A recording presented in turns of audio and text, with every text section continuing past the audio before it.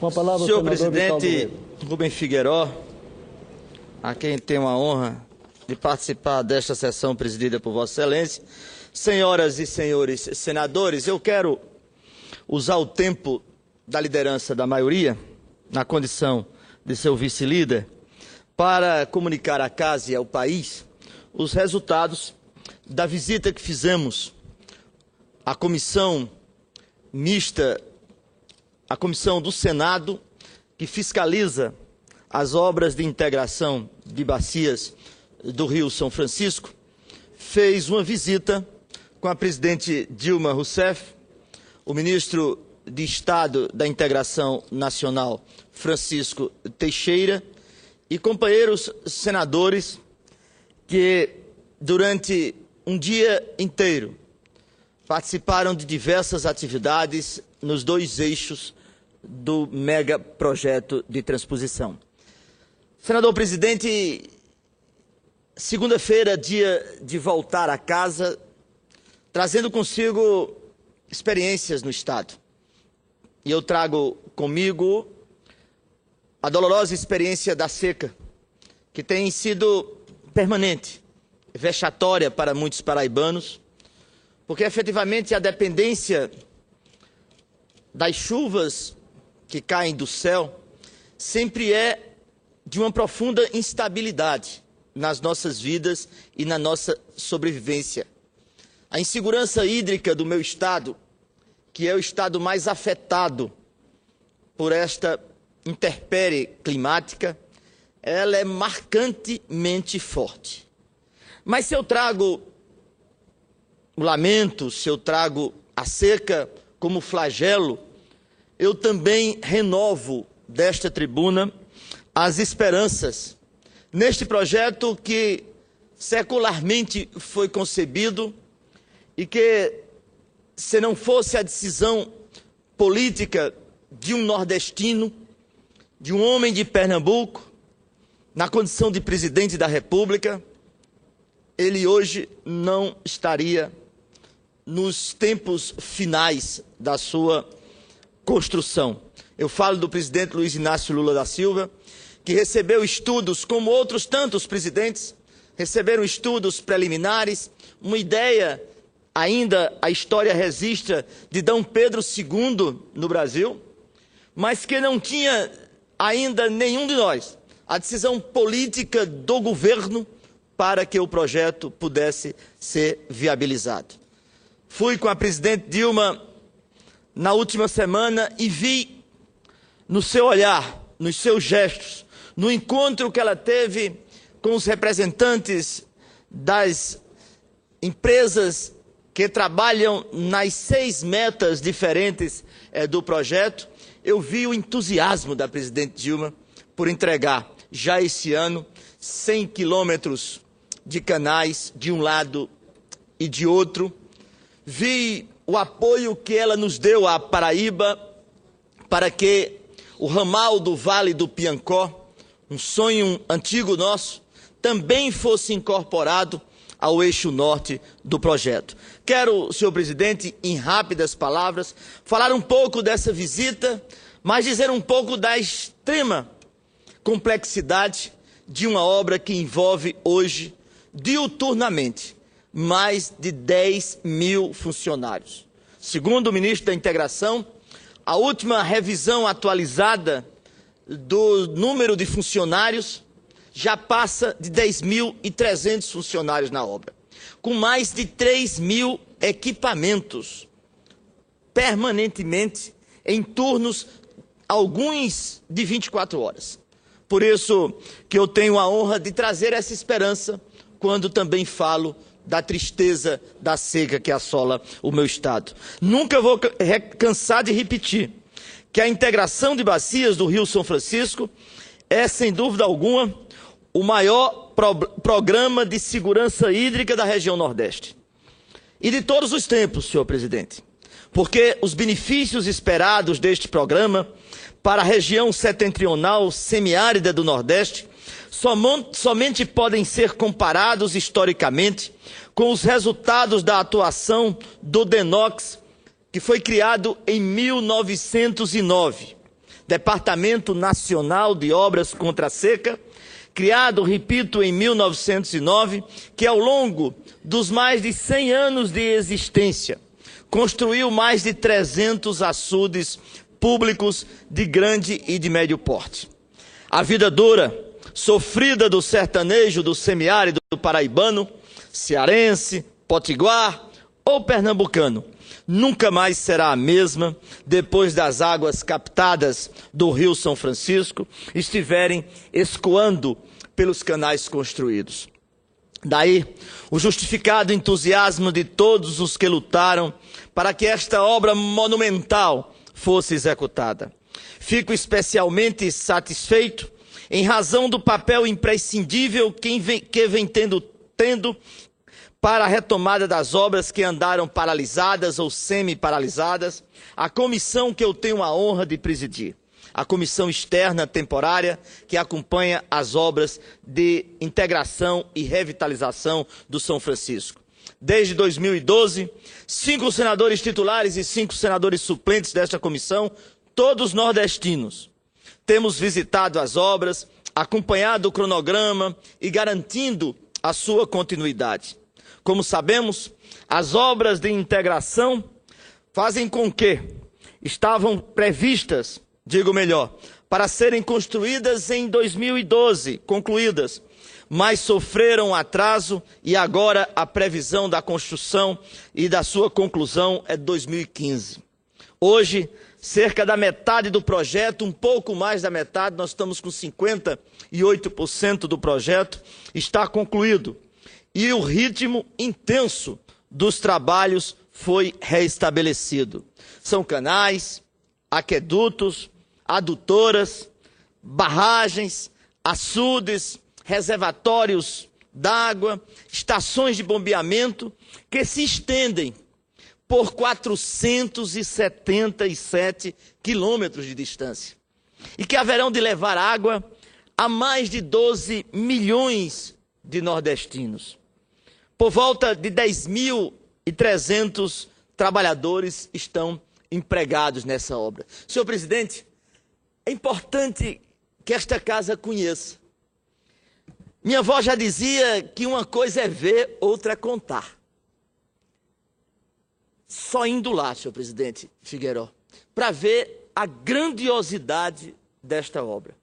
Não são apenas os canais, quando se lembra do projeto ou se faz uma incursão na memória, se pensa que a transposição ou a integração de bacias são canais que se comunicam. Não, nós temos estações elevatórias, senhor presidente, com mais de 40 metros de altura. Estações que vão bombear a água do São Francisco de um ponto a um aclive surpreendentemente grande de mais de 200 metros.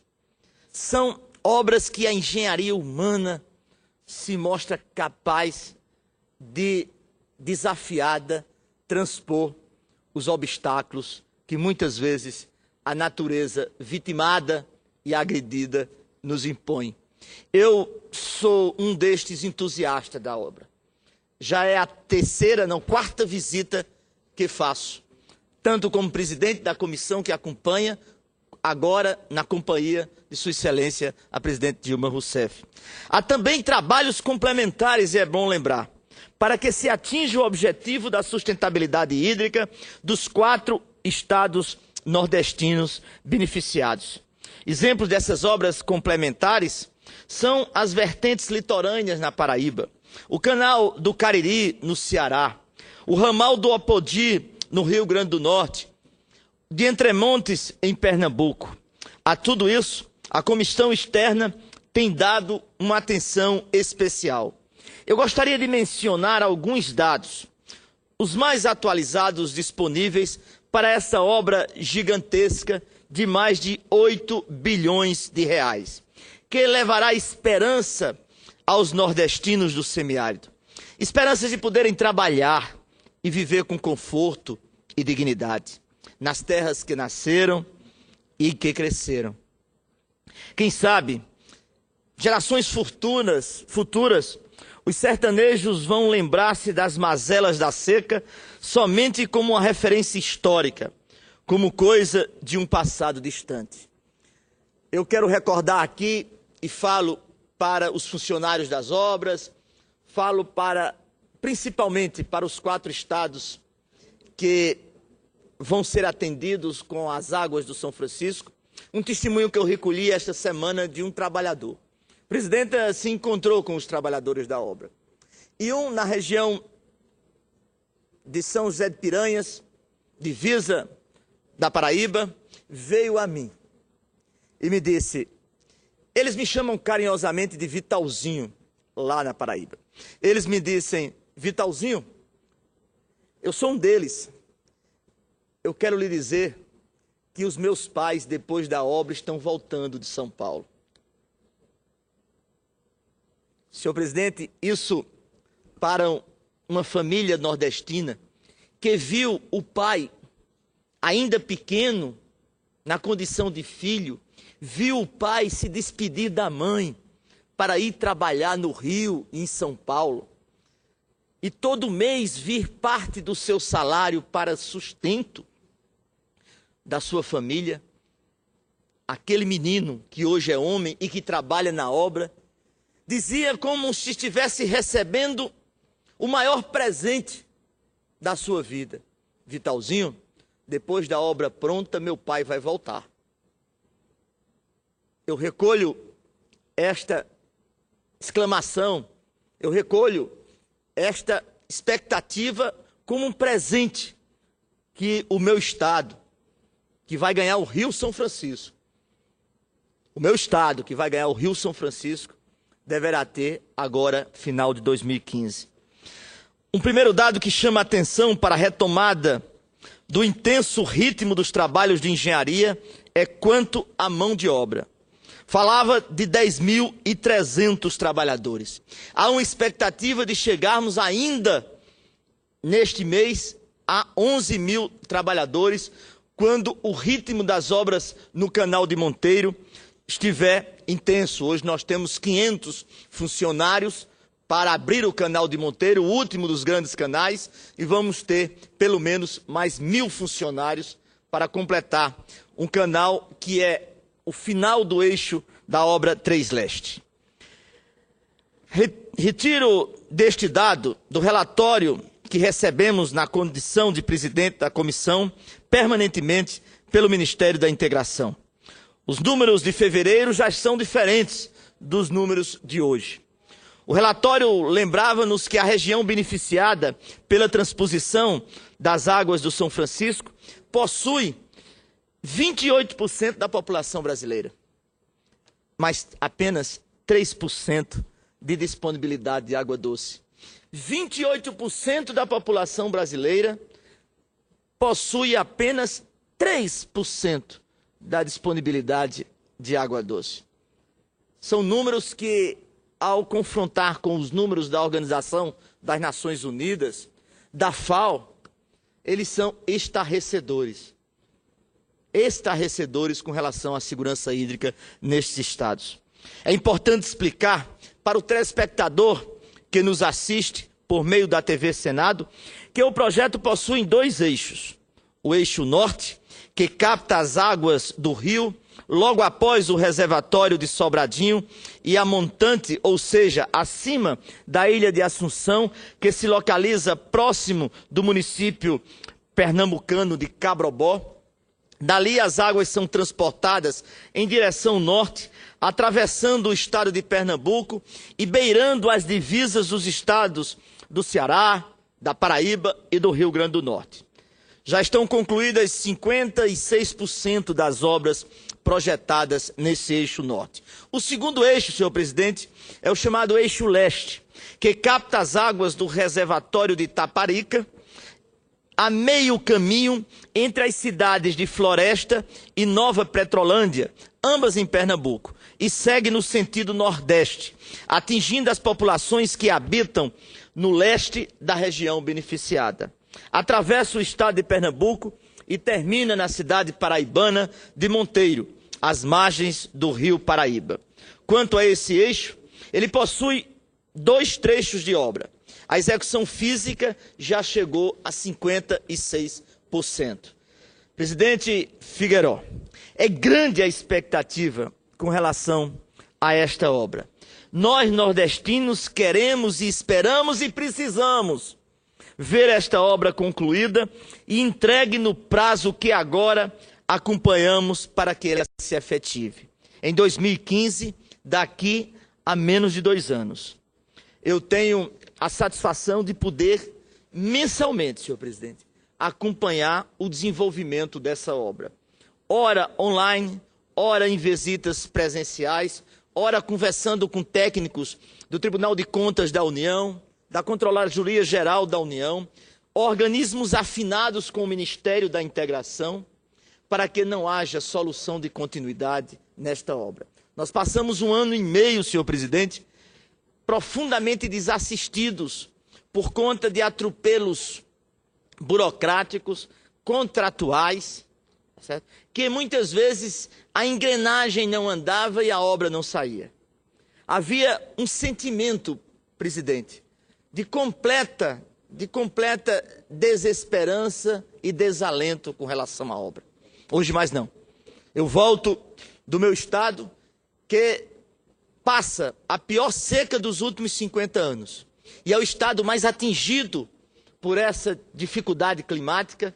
Mas seremos, senhor presidente, vejam as coisas do destino, o estado mais assistido em termos de recursos hídricos.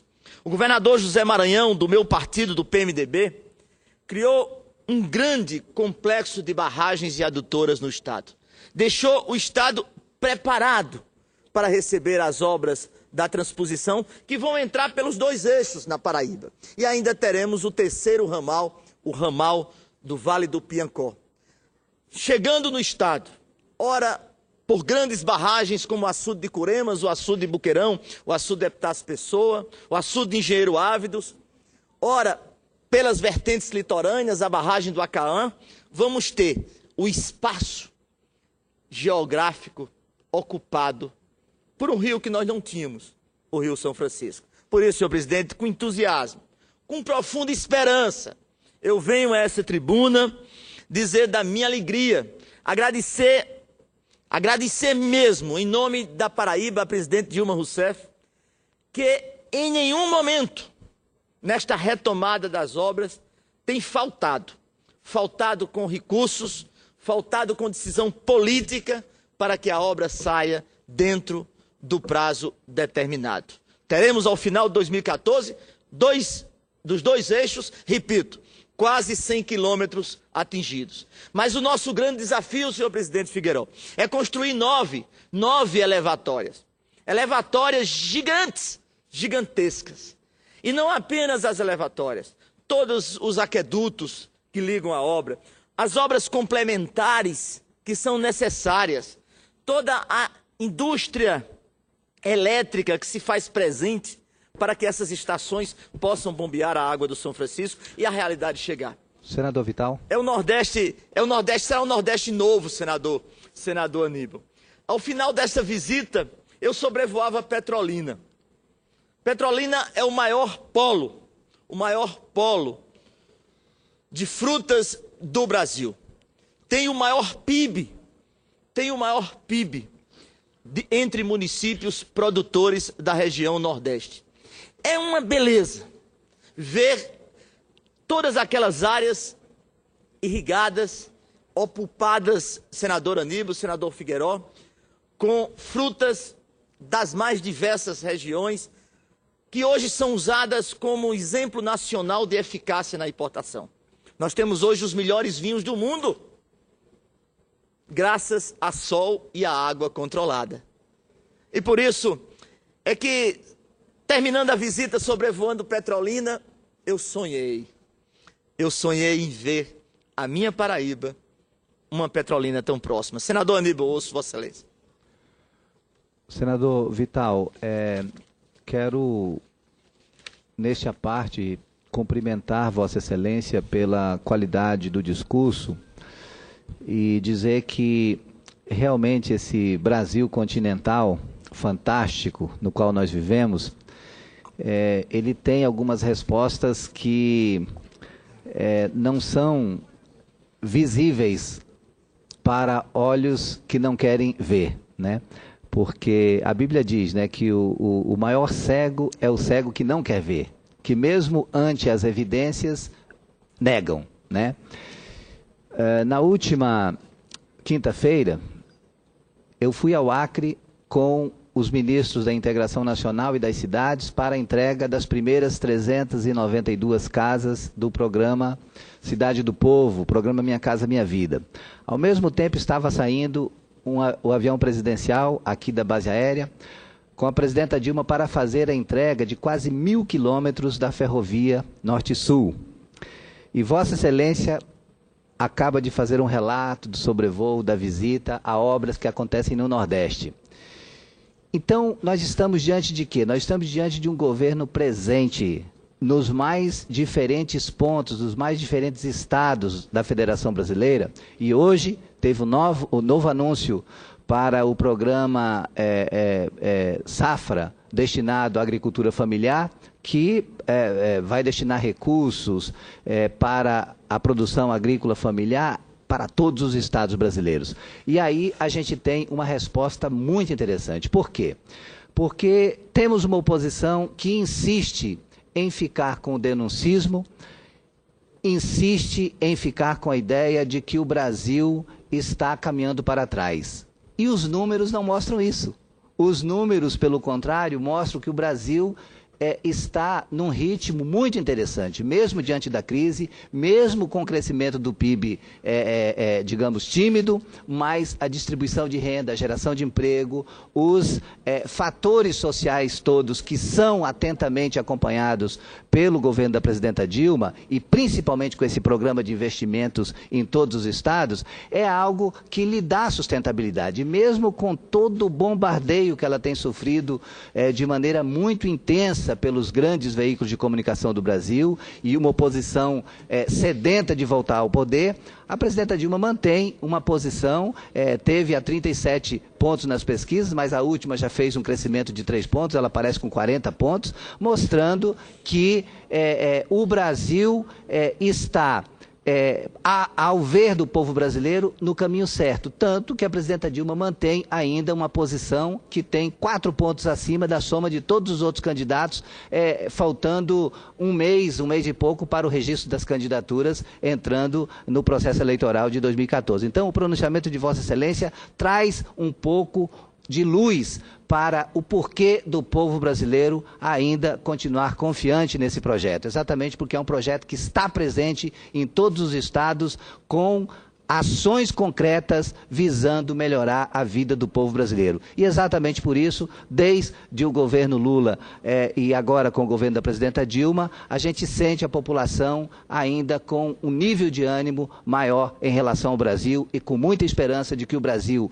que já melhorou muito, vai melhorar cada vez mais. E o grande debate a ser feito nesse ano de 2014 é exatamente quais as propostas que os candidatos têm para fazer com que o Brasil continue melhorando e o Brasil não volte atrás como o povo já viveu e não quer experimentar novamente essa experiência.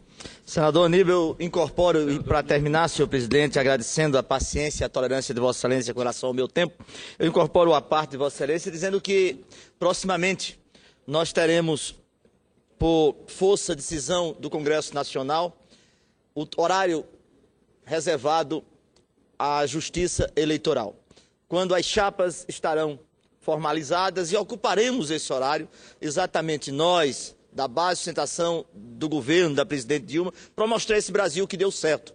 Esse Brasil que procurei mostrar agora com os números da integração de bacias, o Brasil que o senhor mostra na sua região, o Brasil que os companheiros agora felizes podem ver com a ferrovia Norte-Sul, a sua primeira etapa sendo viabilizada, o Brasil do novo Plano Safra, que agora, mais uma vez, majora de forma clara o crédito para os pequenos agricultores, numa opção da presidente Dilma exatamente pela agricultura familiar, e esse Brasil que nós vamos poder mostrar. Mas, senhor presidente, eu não poderia terminar este pronunciamento sem dedicá-lo.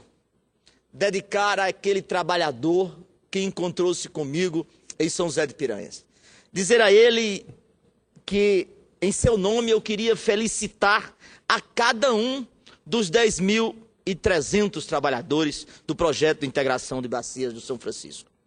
Saiba, aquele homem, aquele jovem brasileiro, que o seu pai, vai voltar para casa. Vai reencontrar nas terras verdes do Nordeste água para beber. Vai encontrar nas terras maravilhosas do semiárido água para produzir. Porque nós temos tudo. Nós temos o capital trabalho. Nós temos homens de mãos calejadas que aguardam orando e rezando por chuva.